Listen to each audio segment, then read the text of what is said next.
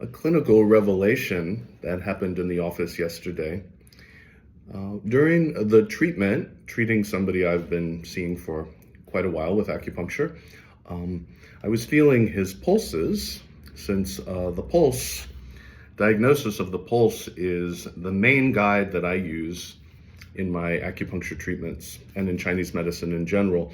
Through the pulse, we're able to assess and read the function of all the internal organs of the body, which in Chinese medicine is not just physical. The function of the organs is all the physical attributes that we know from our own Western medicine idea, but it's also all the mental aspects and also, they'd say, emotional and spiritual aspects of a person too.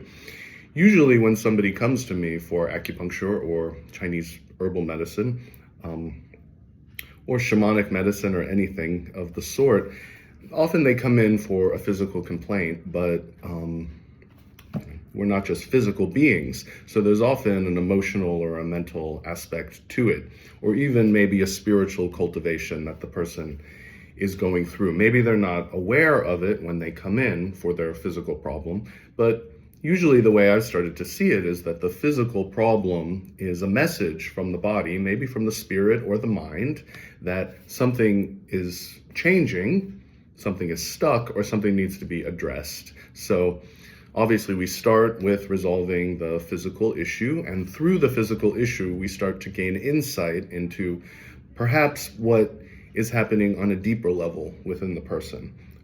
Some fixation of the mind, something in their lives they're not comfortable with, something that needs to change or grow or evolve, or something from the past, maybe a traumatic incident, or maybe just some unfinished business that needs to be resolved. So yesterday, as I was treating this man, first he came in for a lot of physical problems like joint issues, low back pain.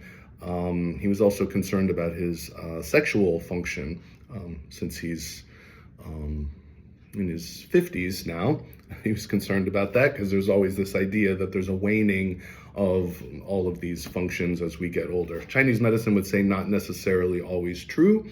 We're looking more at what are the energies in the body, what is the state of the blood, of the yin, the fluids, the yang, the transformative fire in the body.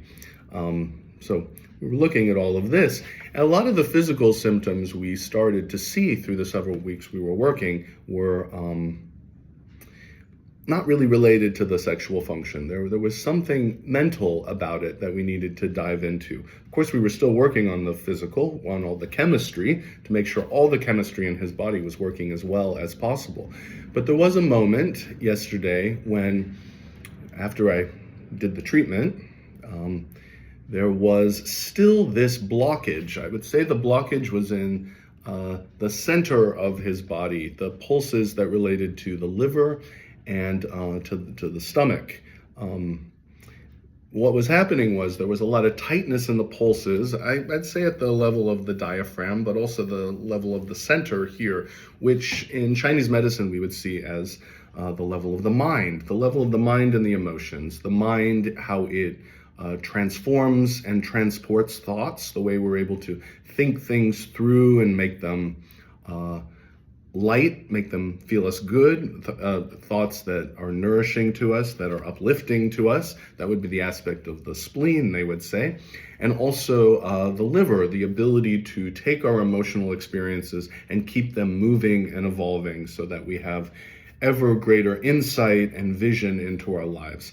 Whereas stagnation can often happen in the liver, where our emotional experiences become stuck. We become stuck in the past. We haven't fully digested or resolved things that have been happening to us.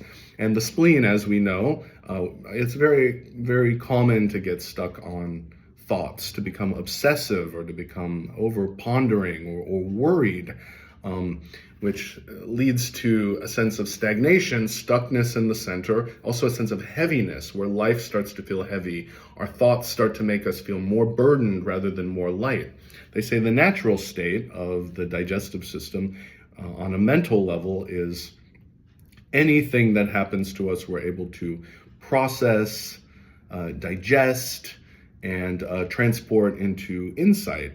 And ideally, we use our experiences, our emotional experiences, to feed our kidneys and feed our heart, to make us feel better, stronger, more confident in ourselves, to have more faith in life, which is our spiritual journey, and also to feel more animated, enlivened, in love with the world, curious, which is when the energy goes up into the heart. So what I noticed is that this stuckness in the center was causing a lack of energy in the level of the chest, in the heart, and in the lungs. So the assessment, it's very interesting. You feel the pulse, you get to know the person, you see the physical symptoms, and you put it all together into what Chinese medicine modernly calls a pattern, but it's more a picture of what might be going on in the person's life, to give them kind of a reading about how they're living their lives and maybe how they're functioning within their bodies.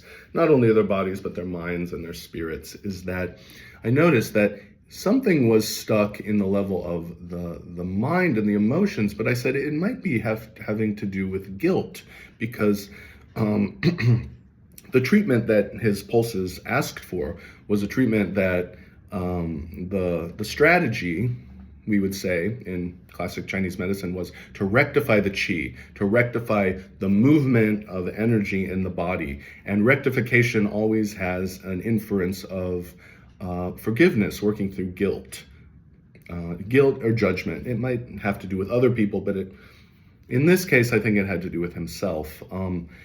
In terms of the liver, which has a lot to do with the sexual function, but also our creativity in life, which sexuality is a form of creativity in life, and also in the mind and the ability, the spleen and the stomach, which they say is the social interactive part of the self, as well as the mind, as we already said, but the social interactive, how you're building, how you're constructing your life, your social life, in terms of relationships, and also how you're showing up in the world, your role in the world.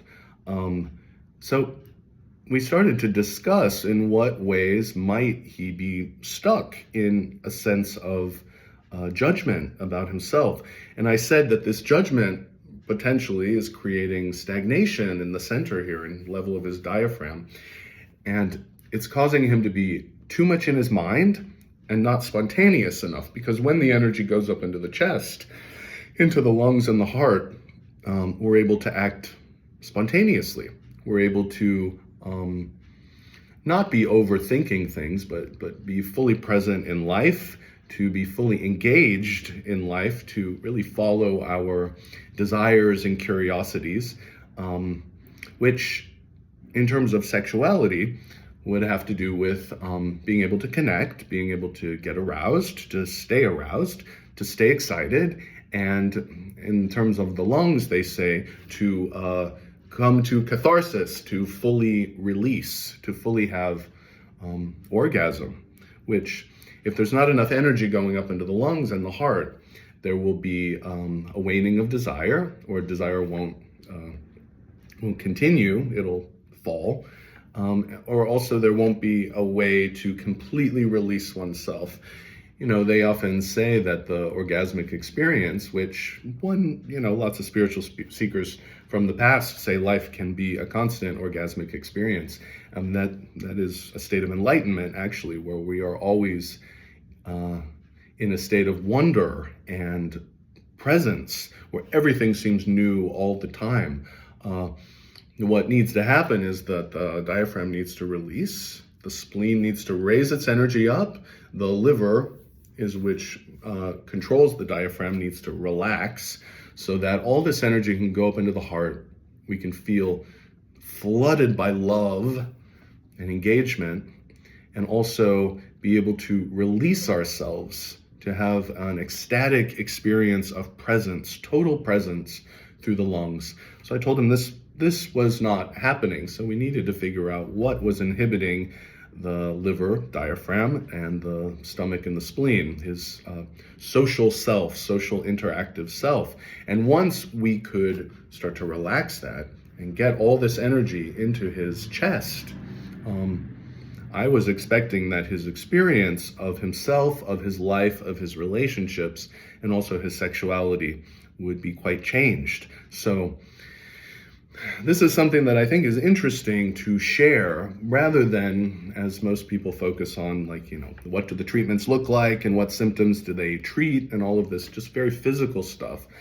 There is I think, which is more the core of Chinese medicine, which is the energetic, the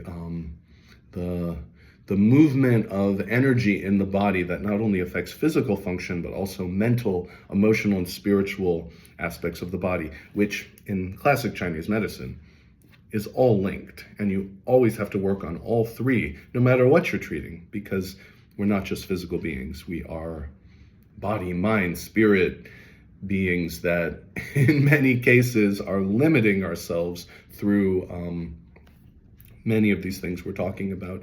We're not living in as spontaneous and enlightened a place as we possibly can. So this patient helped me realize a little bit deeper what that means and how you can measure that in the body.